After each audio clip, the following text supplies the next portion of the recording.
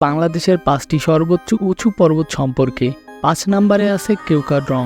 এর উচ্চতা প্রায় ৯,০৭৩ মিটার বা ৩,১৯৬ ফিট। বান্দরবনের রুমা উপজেলায় এটি অবস্থিত। চতুর্থ অবস্থানে আছে যোগীহাফং। এর উচ্চতা ৯৭৩ মিটার বা ৩,২২২ ফিট। বাংলাদেশ ও মিয়ানমারের সীমানায় এটি অবস্থিত। তৃতীয় সর্বোচ্চ পর্বত হল দুমলং। রাঙামাটিতে অবস্থিত এই পর্বতের উচ্চতা প্রায় ১,০১০ মিটার বা ৩,৩১২ ফিট। বাংলাদেশের দ্বিতীয় সর্বোচ্চ পর্বত হল জেতলাং বা মোদক মোয়াল। এর উচ্চতা ১,০১৪ মিটার বা ৩,৩২৮ ফিট। এটি বান্দরবনের ধানচিরিতে অবস্থিত।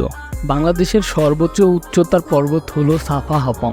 এর চূড়া বাংলাদেশের সর্বোচ্চ বিন্দু হিসেবে বিবেচনা করা হয়। এর উচ্চতা প্রায় ১,০৫২ মিটার বা ৩,৪৫১ ফিট। বাংলাদেশ এবং মিয়ানমারের সীমানায় এটি অবস্থিত।